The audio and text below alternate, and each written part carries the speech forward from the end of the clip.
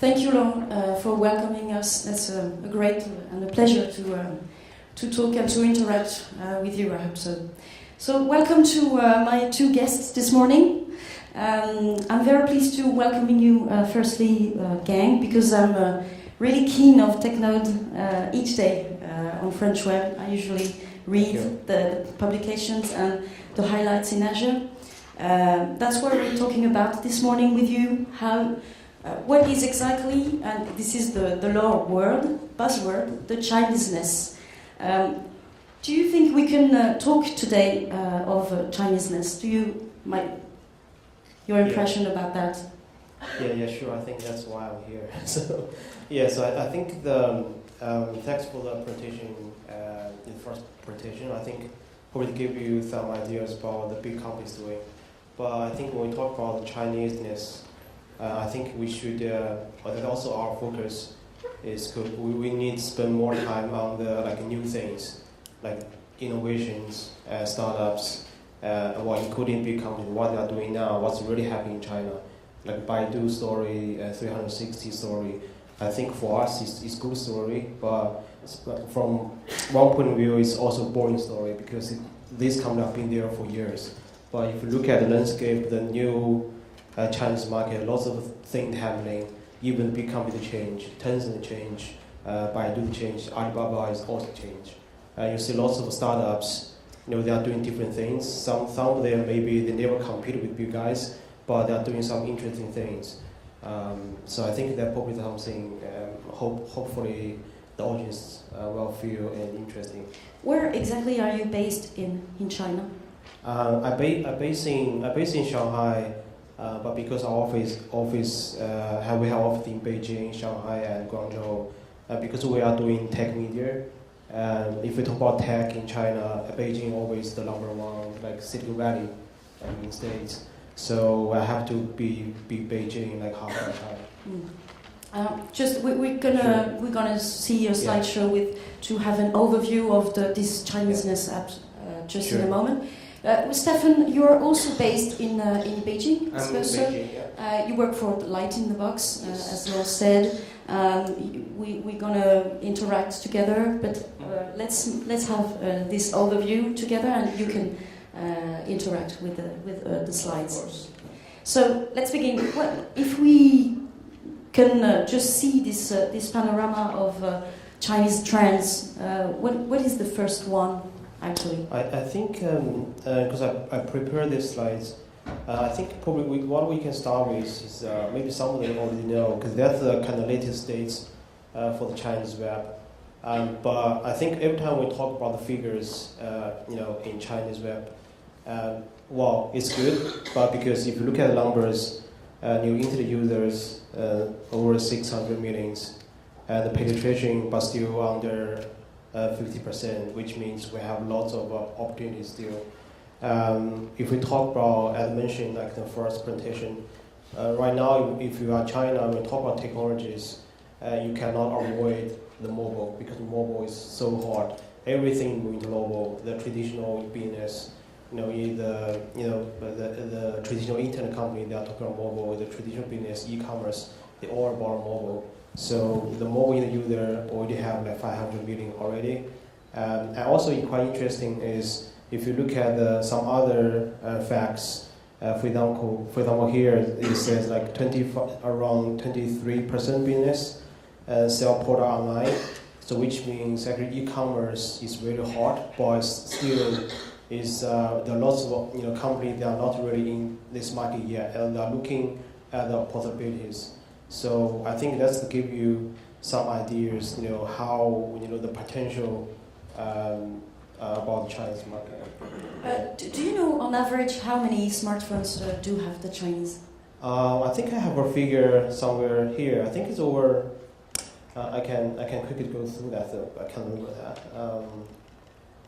Otherwise, let's see too. Later. Yeah, we can figure it later. Yeah. No problem. Okay. Yeah, sure. So, do you want me to continue on this or? Yeah, absolutely. Yeah. You can. Yeah. So I just give you some key. I think it's really broad topics when we talk about the Chineseness because a lot of things it's really complicated when we talk about Chinese market. It also is very different. So I just leave some of the, I think, interesting point here. I think when you mentioned about China, I don't know if you're familiar with the word called, the term called C2C model, it's copy to China model. So which means like everything happening outside China will be copied in China. That's been happening in the past probably 10 years. And so when we talk about China, always we heard lots of complaints about Chinese company copy ideas from the Western market. But right now, I think, well, still there's lots of copy here. But when we talk about the innovation in China, I think now it becomes quite interesting is, I think the question is how do you define the innovations? I think in China, it's a really popular word, we call that micro innovations, versus innovations. For example, it's like this one, we call that innovations because probably you couldn't find anywhere in the world. It's only happening in China or the Chinese world. It's called like this one called Changba, it's like online and mobile KTV.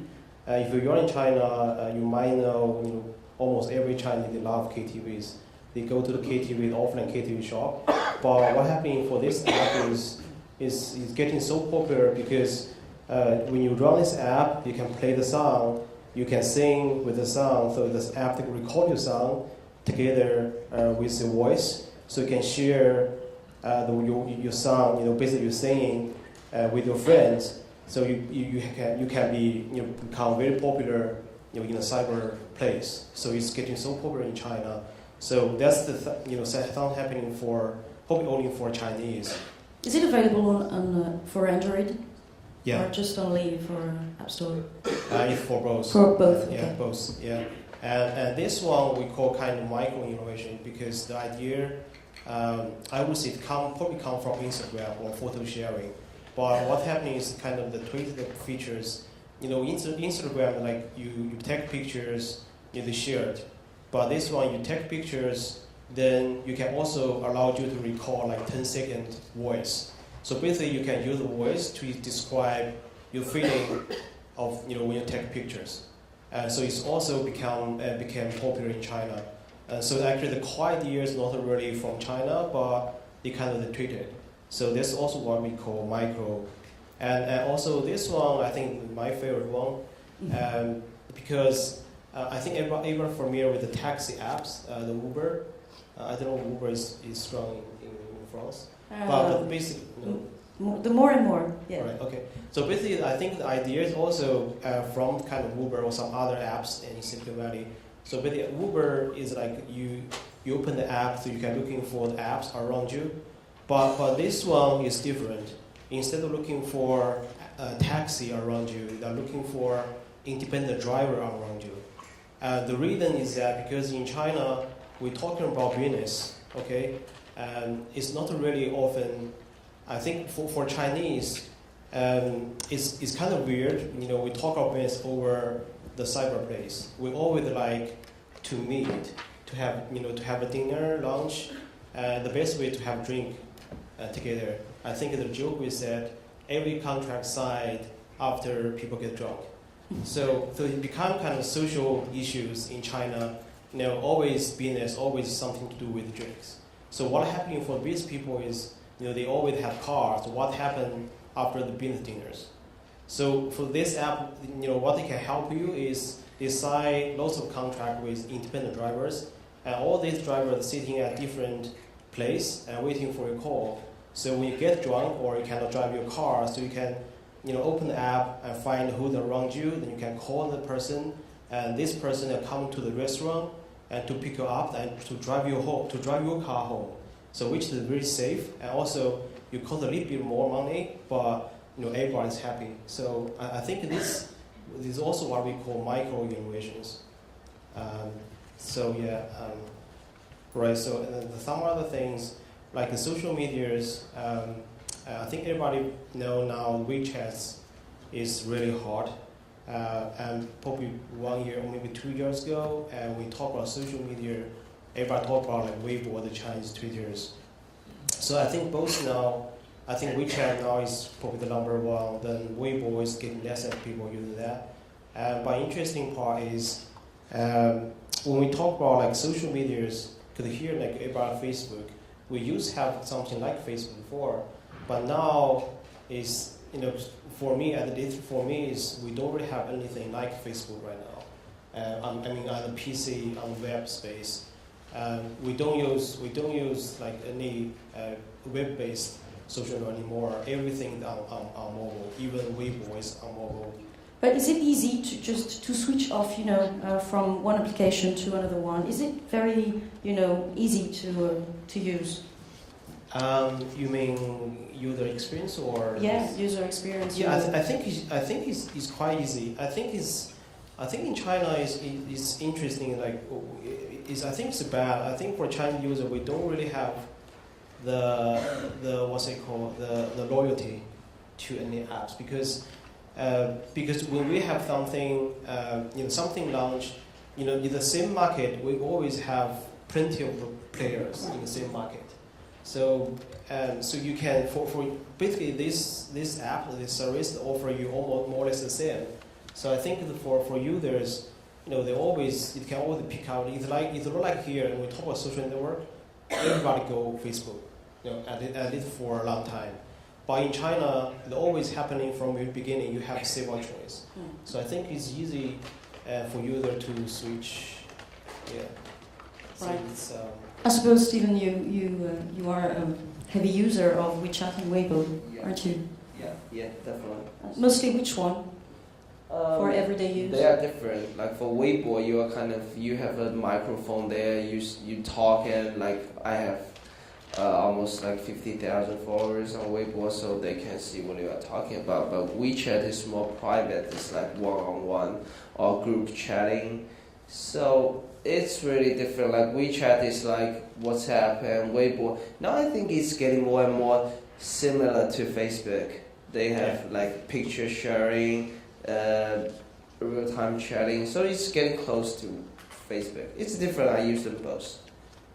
Right. Just you can follow up if you. The Chinese philosophy. Yeah, I think it's also interesting is that's what I call the Chinese philosophy about business is because I think in the Western, the kind of outside China we talk about because in China, let's put it this way is in China when you launch a product, when this product become very popular, the company itself they don't focus on the vertical market anymore. They always want to become a platform. I think the typical example is like WeChat. I think everybody know like WhatsApp. There are lots of similar basically like voice messaging apps before WeChat. WeChat actually is a kind of latecomer in this market. But because WeChat becomes so popular, but like if you look at the WhatsApp, often everybody think WhatsApp is a messenger, instant messaging apps. But now when we think about WeChat, it's more than messaging tools or apps. It's become like a platform because when WeChat, as mentioned, we have group chat. So for example, this like screenshot is like I have like group with 500 people there. So it's become very noisy, by the way. So and also we have like a tool, QR code, so which can everybody can scan then to add the friends list. But also we have like what we call public account. But like every media have their own public account on WeChat, so everybody can follow the public account, so you can deliver a message every day to the followers. Then it also integrate the online backing. So you can put, you can kind of store your back informations on WeChat platform because Tencent they have their own like e-commerce platform. So basically you can buy stuff right on the WeChat. And also WeChat has become kind of mobile gaming platforms. So Tencent have their own games and deploy on WeChat platforms. Right now it's also kind of open platform to third-party gaming developers. So you can kind of deploy it like App Store. So you can deploy your mobile apps on the WeChat platform. And I think right now it's like 70% of revenue kept by the developers and 30% kept by Tencent. So if you look at this, if you look at this, but if you think about, you compare with the WhatsApp, they've been doing this for many years. It's still a simple messaging apps. The other example is like Twitter. Everybody use Twitter. Twitter is like social media apps. But if you look at the Weibo in China, it start with kind of copy of Twitter, but later on it launched their own kind of virtual coin and platform on top of Weibo. They have their own. I think they even launched their own gaming kind of mini gaming platforms. So what I mean, the Chinese philosophy is, they want to if they get strong in one particular area, they want to conquer everything. So it's not something like Western philosophy. It's because I think here is we really focus. We want to, if you're in that virtual market, we always want to be, perfect in that particular market. We don't want to be everything. But in China, is everybody think, okay, if we can do that, we can do this, we can do that, and we can do everything. That's also interesting is because WeChat, everybody familiar with WeChat because I think WeChat probably the first kind of Chinese mobile apps which have the potential to kind of conquer the world. Tencent spent lots of serious monies to promote WeChat in the global market. Even they signed the contract with Messi to promote WeChat in Spain, some other place.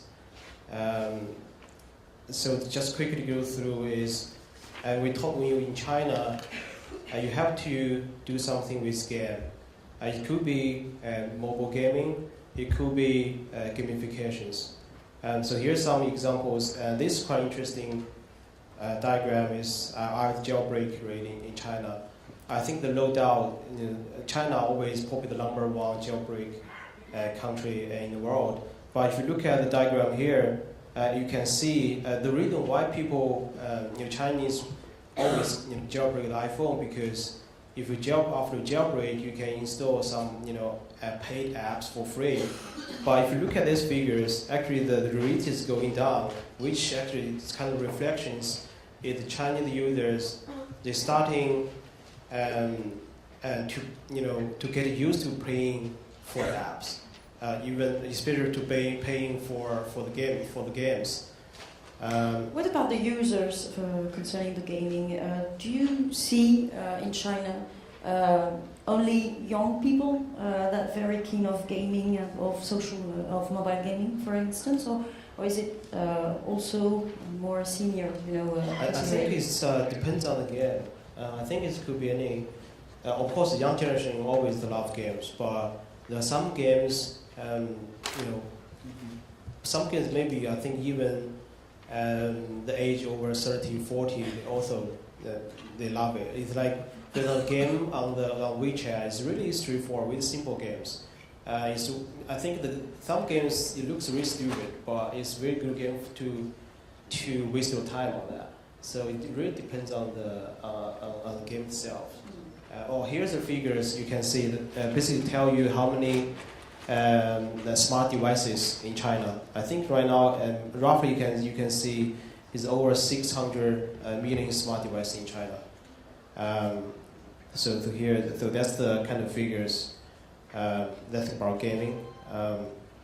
And also you can see at the Android market is getting really hot in China, especially like more and more games on Android instead of iOS. And that also give you kind of categories like top 5 game categories. So our venture is the number one. I think the last slides, I think that could be something what we call gamification. I think if you are Chinese here, you might know this game. It's called 找你妹 to find something. It's really interesting game. Well, I would say it's interesting game, but it's really straightforward. So basically, if you run the games, you give lots of different things in the game. So basically, it gives you different missions one by one. For example, like first mission is to pick 3 umbrellas from the kind of map. But what they do later on is because the game's getting popular, then the game developers they have partnership, but they sign contract with like movies or some other brands. For example, they sign contract with Coke. So they say, okay, so when you open that, so you can tell you to give me pick up 3 cups or Coke cups. So it's really good for brand image. So it's like so that's why I call it gamification. Are there some videos for instance inside the game application or no? Or for this one? Yeah. No, they don't have. This is really straightforward. Just pictures, images. Mm. Yeah. And also, this is what I call madness, because we talk about sometimes innovation is good because we thought it could be kind of rebuild the market or reform the market, but in China, sometimes it goes the other directions. As a starting point, is kind of trying to reform the market. But later on, what we feel is kind of destroy the market. The very latest example is the taxi apps. The taxi apps in China, like Uber, so we have like what we call 滴滴打车 and 快打车. It's like two taxi apps. The first one, Didi is invested by Tencent, and the other one, Kuai is invested by Alibaba. So right now, I think the hottest topic in China right now is the fight between Tencent and Alibaba. Actually, it's not between Baidu and 360. But what's happening here is so interesting. It's really bringing money. So because if you are in China now, I started you can use this wallet app because every time you use it, I think the Tencent or by the Alibaba, they're going to pay like 13 RMBs for the compensations. Also, the taxi driver they'll get 10 RMBs at the compensation as well for no reason. You just use that.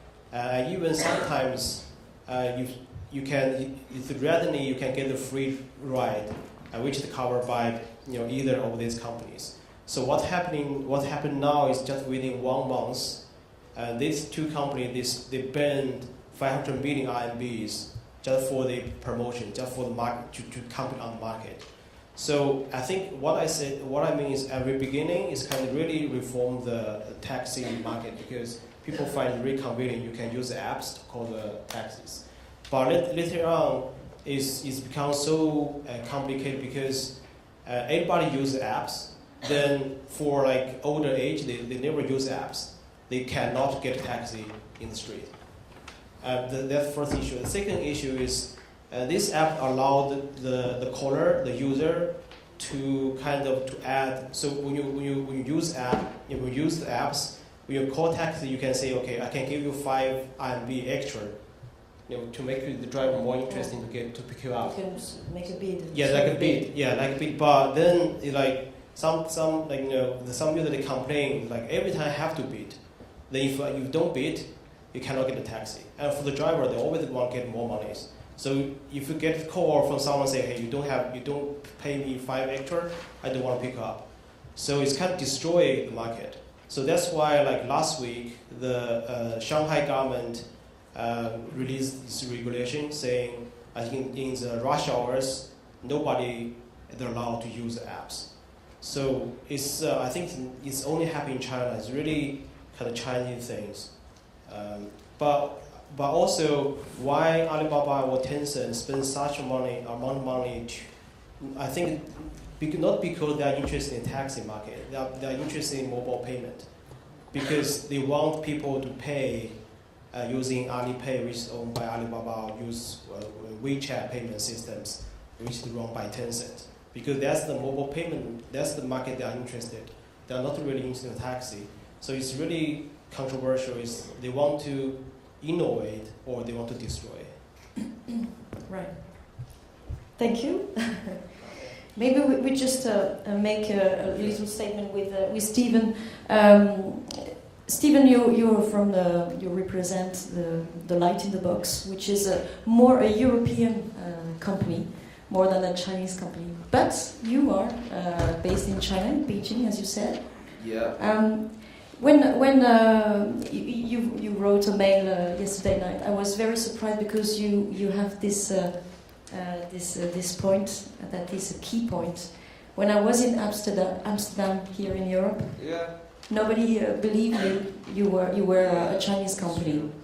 So in October 2012, we ran a very big outdoor campaign in Amsterdam because we have very high penetration rates in the whole Netherlands. I think one of the 6 families in the Netherlands have shopped on Light in the Box. Our biggest market is in Europe, and actually our biggest country is France. We also have very high penetration rates in France. But when I went there, I visited 15 customers one-on-one. I want to know like the shopping experience on lightinthebox.com, and I want to figure out some problems that I cannot figure out with the online surveys. So they were pretty surprised. They asked me, "Hey, why are you a Chinese?" I said, "Okay, I was born a Chinese, and we are a Chinese company. We are based in China," and they didn't even realize it. If they didn't like check the order on our website, they will never realize we're a Chinese company. We ship all of our products to the US very fast. We do customized dresses. We sell special occasion dresses, wedding dresses, home and garden stuff like faucets, and we do small accessories, gadgets. Like basically, you were specialized in wedding products, It was our earliest category we start with, and the investors, the media, the industry loved this story. Like a Chinese company selling customized wedding dress to the world customers. They love this story, but it's now only 1/3 of the revenue. What was the first step when you put a food here in Europe? What is the strategy to be actually in 20 countries? I think it's a little better. Okay, I would say at the very beginning in 2006 when we had this idea to do the cross-border. Now it's quite common in China, but we were the first one who started doing cross-border e-commerce. So back then, our first stop was actually the U.S. I think it was a very natural choice. Like we speak English, like lots of Chinese now, they speak very good English, and I think China now we have more people speaking English than some countries in the Europe who don't like to speak English. So I don't know which country I'm talking about. Sorry about that. But eventually we figure out the war in the U.S. is already overheated, it's already very crowded, and that's the heart of innovation. If you join the war there, it's really hard. So let's come to the Europe. When we looked into the Europe, we did some research online, and we figured out that, hey, this land looks like the China in 1840s. Wow. Sorry, no offense, but sometimes we figure out in some particular countries, the innovation kind of stopped there for already a decade. So I think in the US, the innovation is pretty fast. In China, it's also pretty fast. But in Europe, give us an example of all this, Okay, I will not name the country, but we did some research. Okay, last week I checked the website of Carrefour and other French online like e-commerce websites. I personally think the technology is kind of outdated, and the design. For example, now in China, in my office, lots of people are using like retina display devices like the new iPad, iPhone, but none of the French e-commerce websites support retina display resolution pictures. And the width of the website looked like kind of old. So yeah, and the integration to like social network to lots of the new technologies not that well. So I think there we can see the space of innovation there. So I think okay, when we have a new idea, the best country to the best continent to test the idea is maybe the Europe, because you guys still have money and we can, and yeah, that's a good continent to make some money. So do you think there is a European standard, when we talk about e-commerce, standards, and what about light in the box, fit? I don't know. We don't actually see Europe as a whole continent. We see this continent as tens of countries here. We dive pretty deep into each country. We do a lot of research. Okay, we have our universal methodology before we get into a specific country. We have like 30 key metrics for a country, like GDP per capita. That's the most obvious one, and like the penetration rate of the internet and mobile internet in this country. So we will analyze and we will figure out if this country is a good choice for us.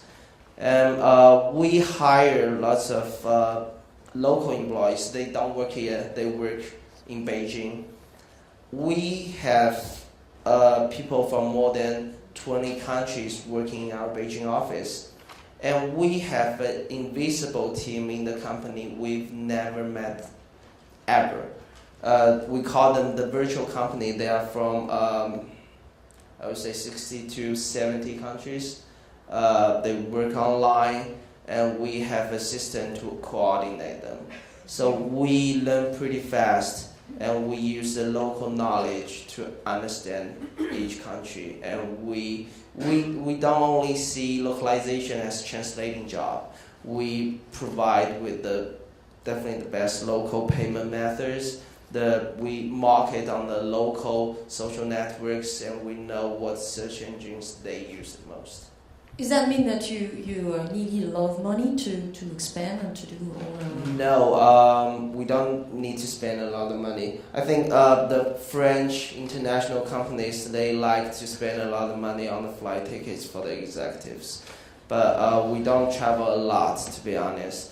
Only at the very beginning of this year, we just acquired a company in Seattle, and the Seattle office is our first global office.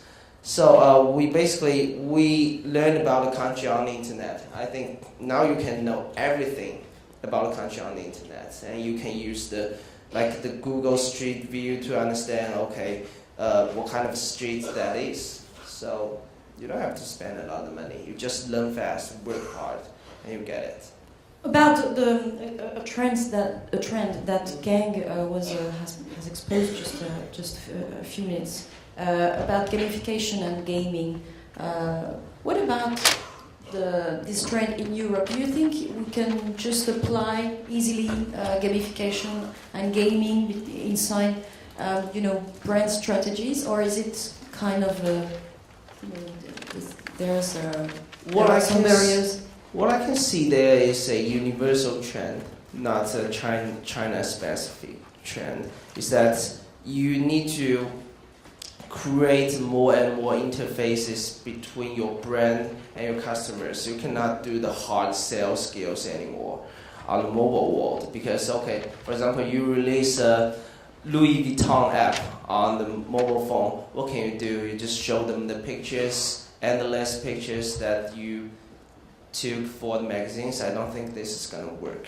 But you need to think first, how can these apps, these mobile ideas really benefit the customers first?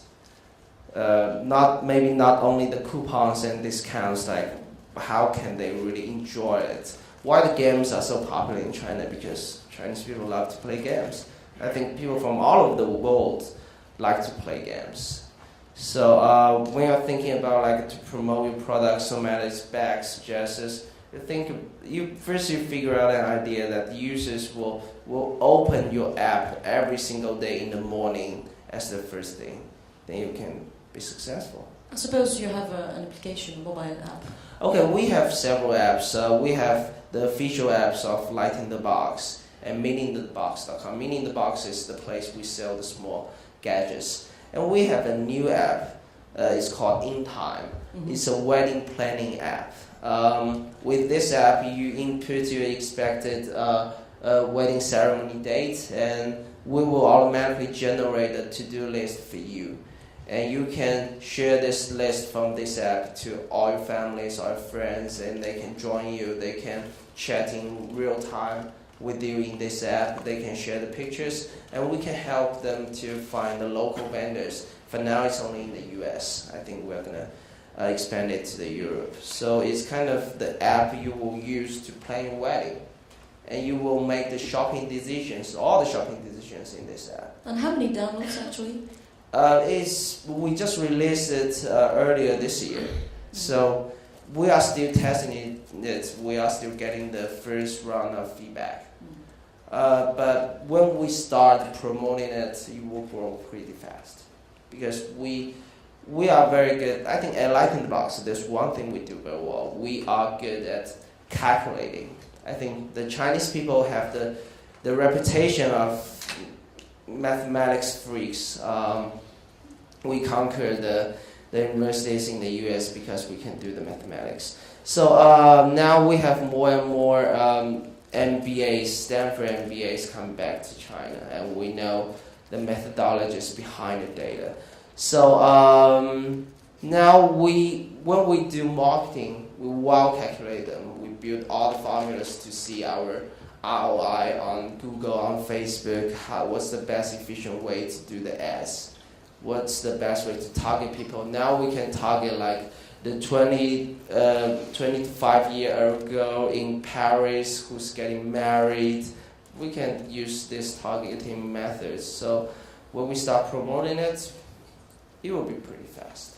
When you launch an application, like as you said, you have made it at the beginning of the year.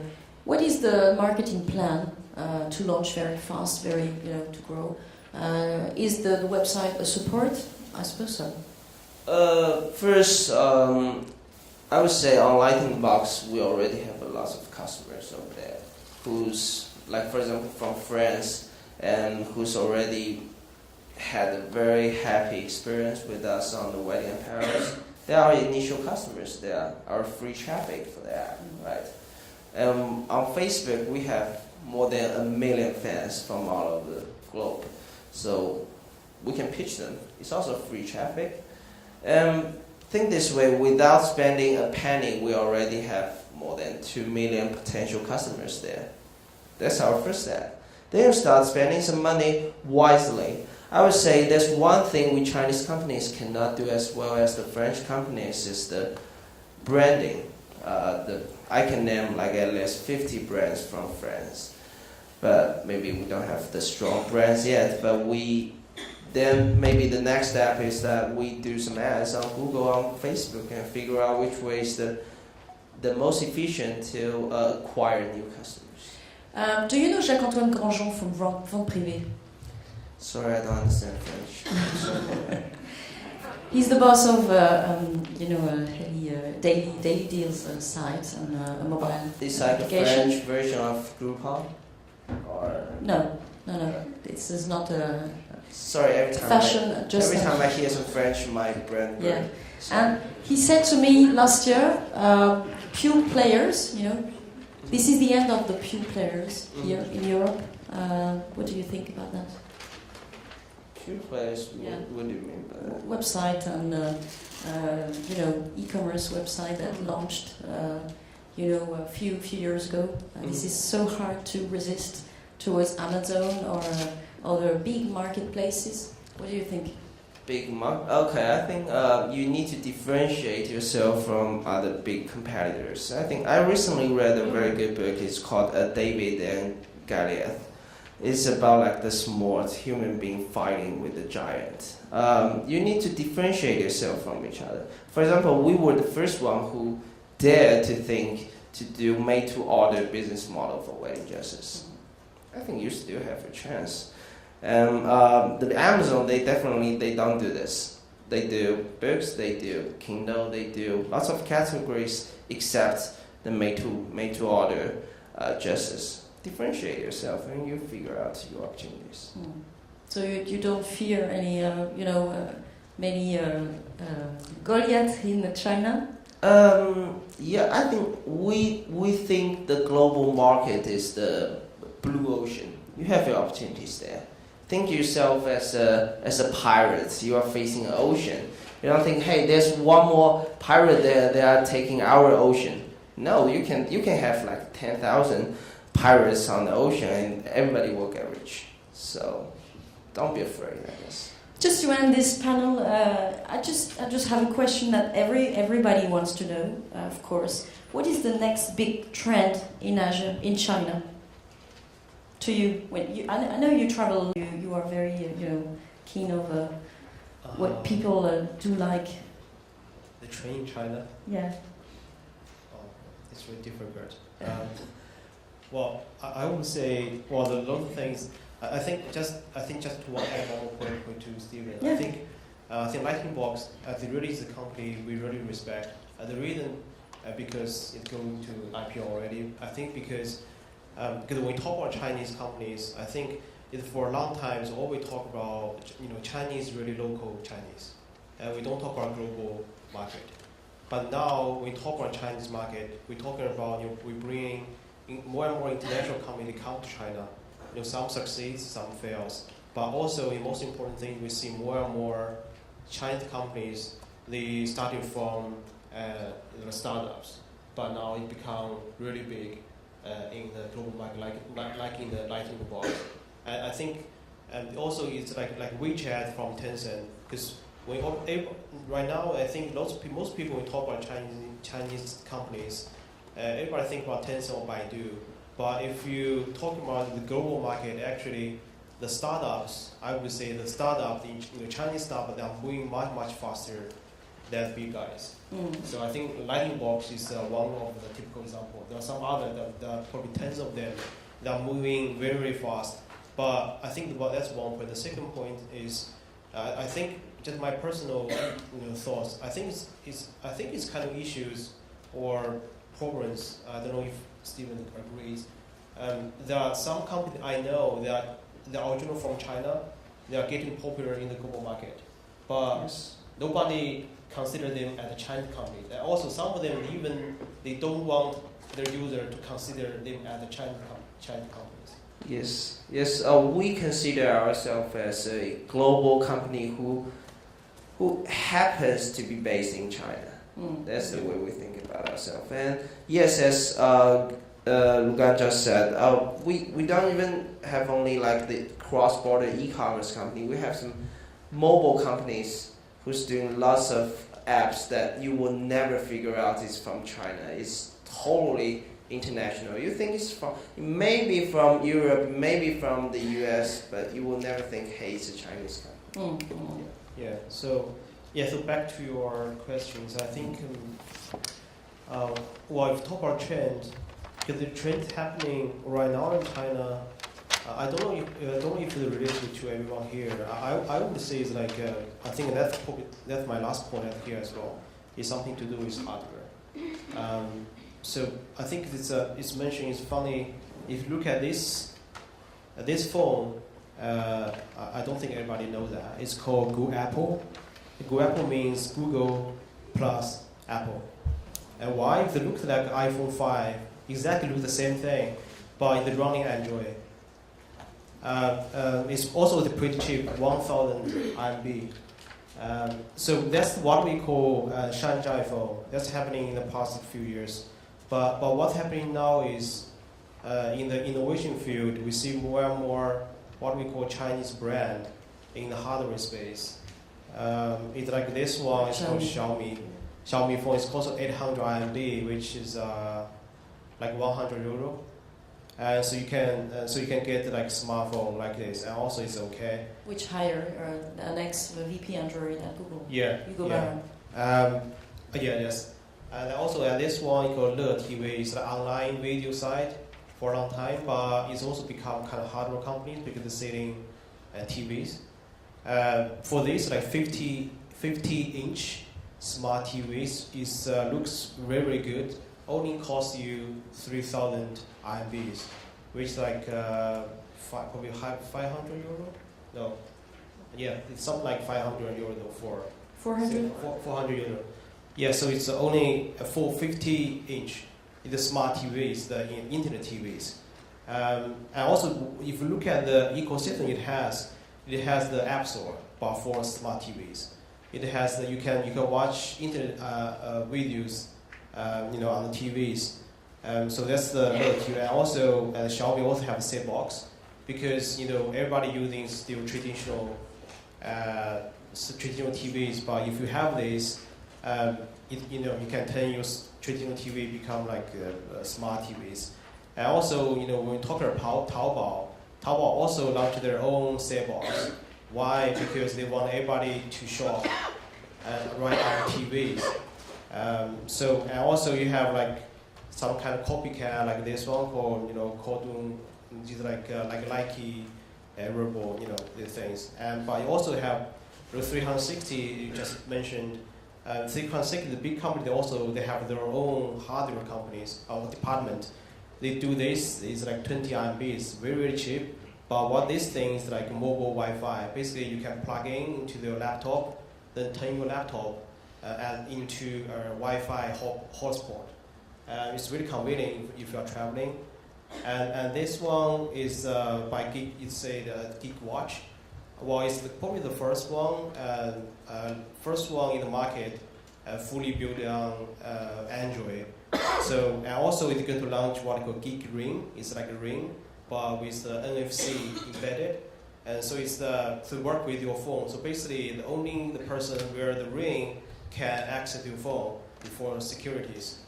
And also for this one in watch, you forget it's watch, but it had everything. You can insert the SIM card. Basically, can make a call right on the phone, on the watch. You don't have the cameras, so if you want to do some, take some secret, photos, videos, and so it have everything there. But also, if you look at this one, it also it actually is for internet company. They are really focused on the kids and moms products, but they launched this this watch for moms. So basically, it can tell you basically like what's the best time to have a baby in series. Right. So you can see this one also by 360 is for kids. So for parents. So basically, you can buy this very cheap. Then you can ask your kids to wear that. So basically, you wouldn't worry the kids running somewhere, because if you run outside distance, your mobile phone, the parent's mobile phone will get some ring. So the warning, the kids go somewhere, so you can find them. So and also for the router, it also get innovated. For this one is also from Xiaomi. So basically, you can insert the hard disk into the router, the Wi-Fi router. So you can turn your traditional Wi-Fi router at the kind of server, and also you can download apps right from the router. So I think that's the market we are really interested in, that kind of trend. But this is like things for kind of advice if you are interested in Chinese market. Or I think first thing is you have to go there. But I think you have to take care of many things. For example, the product organizations. I think that's the first thing you have to do. The second is you have to understand internet culture awareness. You have to understand how Baidu works, how 360 works, how Wechat works, what's the user behavior for Chinese users. Well, the third one is you have to deal with for some, if you are big, you have to deal with government relationships. So I think that's also important, but it's not really that difficult. But you have to take it into account. Well, thanks for your advices. Yeah, Thank you very much, Gang and Stephen. Thank you. Thank you.